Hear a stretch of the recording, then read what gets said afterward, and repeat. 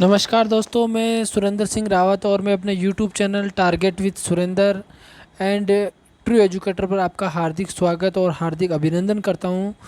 दोस्तों, आपसे एक ही रिक्वेस्ट है कि चैनल को आप सब्सक्राइब कराएं दूसरों से और शेयर करें, लाइक करें। अधिक से अधिक वीडियो बनाऊंगा मैं आपके लिए, अच्छे से अच्छे वीडियो बनाने की कोशिश करूँगा जहाँ से क्वेश्चन पुटअप होते हैं। लेकिन आप चैनल को सब्सक्राइब करवाएं। ये थोड़ी सी, अगर आप अपने एक मित्र से भी अगर सब्सक्राइब करवाते हैं तो जितने मेरे सब्सक्राइबर हैं वो डबल हो जाएंगे। तो ये इतनी सी, अगर एक ही मित्र से आप सब्सक्राइब करवा सकते हो तो अब एक से करवाइए, दो से करवा सकते हो तो दो से करवाइए और बाकी वीडियोज आपको मिलते रहेंगे।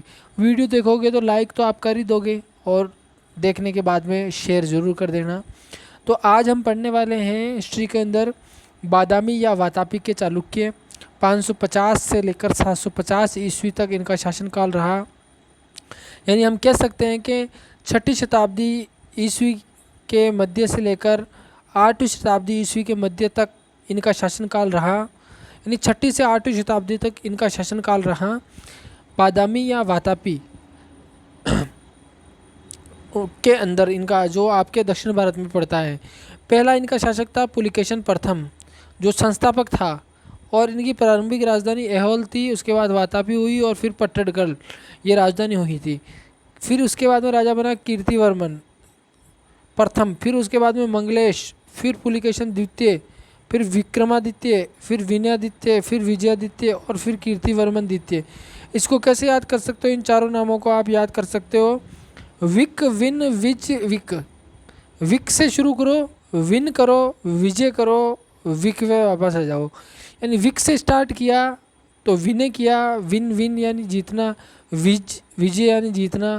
तो विन पहले आता है अंग्रेजी वाला और विजय हिंदी वाला बाद में आता है, ऐसे याद कर लो। तो विनयादित्य, विजयादित्य और विक्रमादित्य द्वितीय, और उसके बाद में कीर्तिवर्मन द्वितीय अंतिम शासक होता है। तो ये तो शासक, इनके शासकों के नाम और इनका समय था। और वातापी जो है उसके बारे में थोड़ी सी जानकारी दी थी। अब उसके आगे चलते हैं अपन।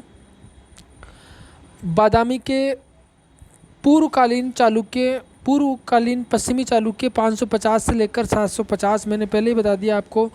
राष्ट्रकूटों के उदय से इनका अंत हुआ। राष्ट्रकूटों के उदय से इनका क्या हुआ? अंत हुआ।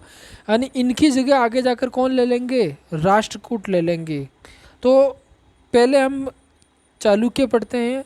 चालुक्य आपको मैं बता दूं कि जो अपन पढ़ने वाले हैं आज पढ़ने वाले हैं अपन वातापी के चालुक्य। कहाँ के चालुक्य?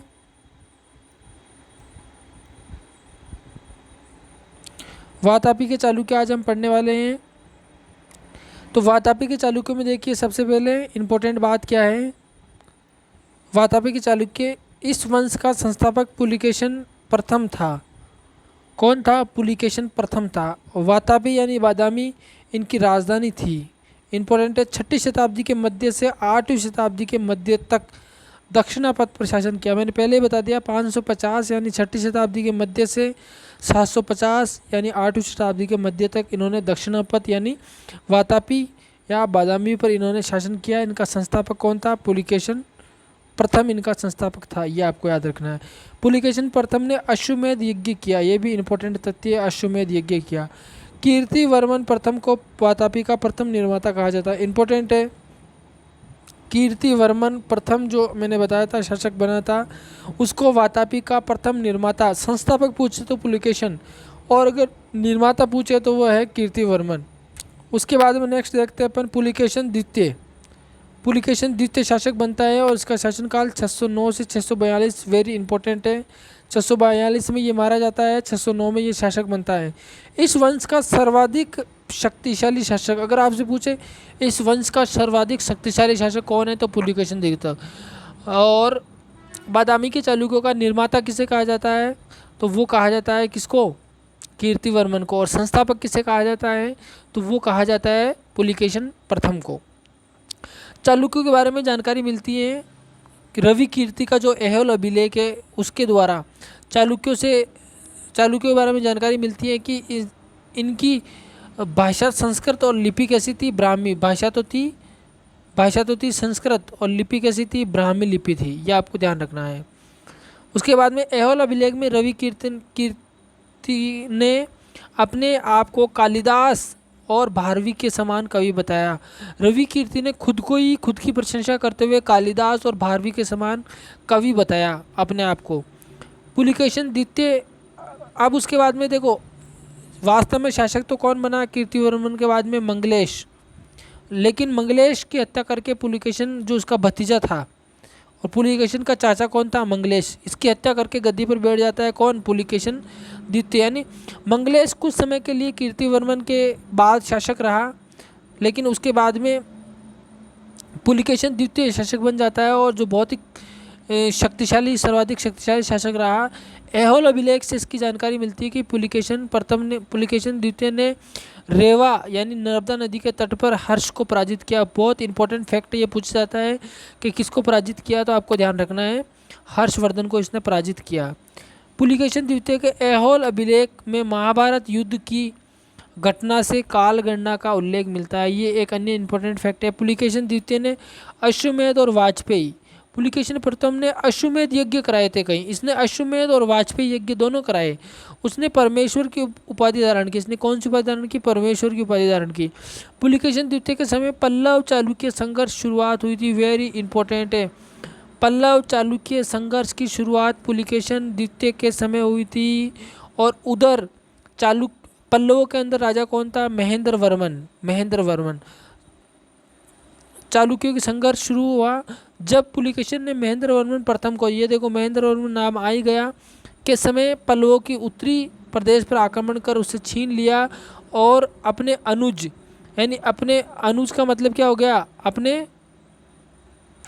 अपने छोटे भाई अनुज विष्णुवर्धन को, ये इंपॉर्टेंट नाम है विष्णुवर्धन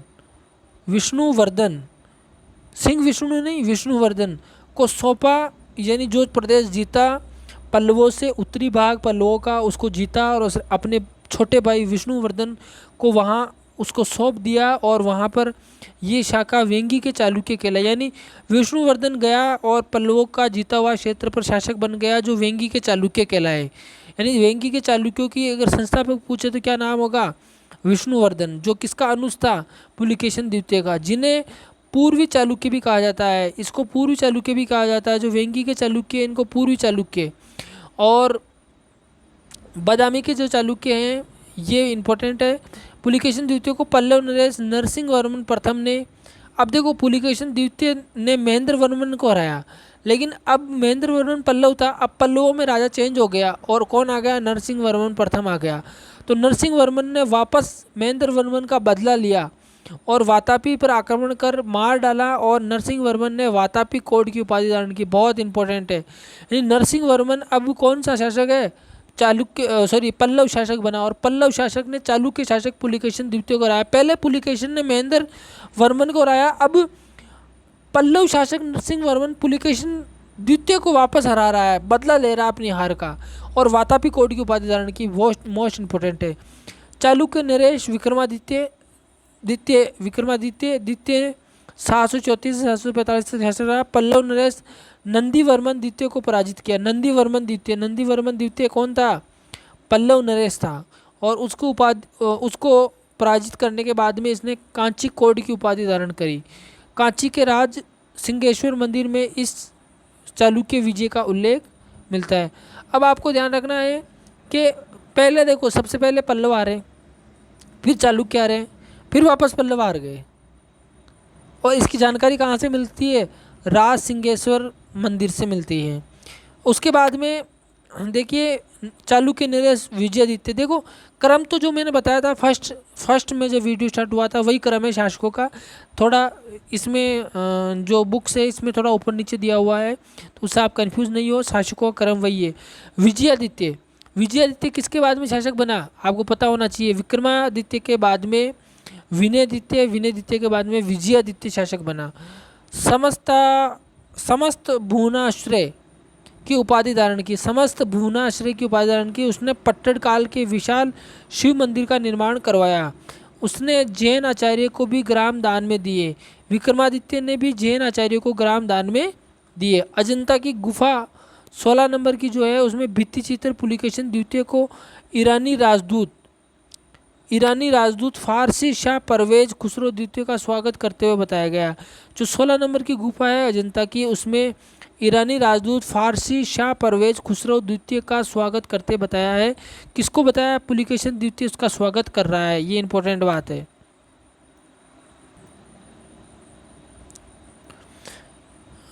दिखाया गया है पुलिकेशिन द्वितीय ने भी एक दूत फारस के शाह के दरबार में भेजा।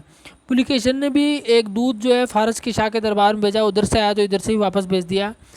पट्टड़ काल का विरूपाक्ष मंदिर सबसे सुंदर और आकर्षक है। तो ये अपने जो थे ये आपके कौन से थे? कीर्तिवर्मन द्वितीय अंतिम चालुक्य शासक था। यहाँ तक हुआ पूरा। अब इसके बाद में चालुक्यों का स्थान कौन ले लेंगे? राष्ट्रकूट ले लेंगे। फिर राष्ट्रकूटों का स्थान वापस कौन ले लेंगे? जो आपके चालुक्य हैं वो वापस राष्ट्रकूटों का, यानी कल्याणी के जो चालुक्य आएंगे वो वापस राष्ट्रकूटों का स्थान ले लेंगे। देखो समझो एक बार बात को। सबसे पहले कौन आए? सबसे पहले आए बादामी के चालुक्य। बादामी के चालुक्य। अब बादामी के चालुक्य के बाद में कौन आएगा? राष्ट्रकूट। राष्ट्रकूट के बाद में कौन आएगा? वापस कल्याणी के चालुक्य। समझ रहे हो बात को? पहले बादामी के चालुक्य, फिर बीच में राष्ट्रकूट आ जाते हैं, फिर वापस कल्याणी के चालुक्य आ जाते हैं, और बादामी के चालुक्यों से ही एक शाखा फट रही है जिसको हम बोल रहे हैं वेंगी के चालुक्य। वेंगी के चालुक्य। तो देखो चालुक्य की 3 शाखा हो गई। एक तो बादामी या वातापी के चालुक्य, एक कल्याणी के चालुक्य, और एक वेंगी के चालुक्य, जिन्हें पश्चिम पूर्वी चालुक्य भी कहा जाता है, जिसका संस्थापक पुलिकेशिन द्वितीय का छोटा भाई था जिसका नाम था विष्णुवर्धन। उसने वेंगी के चालुक्यों की स्थापना करी। तो इस तरह कंफ्यूज नहीं होना है, बिल्कुल दिमाग खोल के पढ़ना है। राष्ट्रकूट बीच में आ जाते हैं किस किस के? बादामी के और कल्याणी के चालुक्यों के बीच में कौन आते हैं? राष्ट्रकूट। यानी बादामी के चालुक्यों का स्थान राष्ट्रकूटों ने लिया और राष्ट्रकूटों का स्थान वापस कल्याणी के चालुक्यों ने ले लिया। और इसका तो शाखा अलग ही निकल गई। ये शाखा पैरेलल चल रही है। ये शाखा बादामी के चालुक्यों के पैरेलल जो शाखा है वो वेंगी के चालुक्यों की जो शाखा है वो पैरेलल चल रही है। ये अलग से आपको ध्यान रखना है। ये 600 से 1200 ईस्वी के बीच में ये अलग ही एक शाखा चल रही है, इसको आपको ध्यान देना है। इसका विशेष प्रश्न नहीं आता है, केवल ये वेंगी का चालुक्य का संस्थापक पूछा जाता है, जो आपको ध्यान है विष्णुवर्धन। आशा करता हूँ दोस्तों आपको वीडियो पसंद आया होगा। वीडियो को लाइक शेयर करें, और एक व्यक्ति, एक मित्र, एक को भी अगर सब्सक्राइब करवाएगा तो सब्सक्राइबर की संख्या दुगनी हो जाएगी और इससे मेरा मोटिवेशन बढ़ेगा। मुझे पूर्ण विश्वास है मेरी बातों पे आप अमल करेंगे, ध्यान देंगे। इसी के साथ धन्यवाद, अलविदा।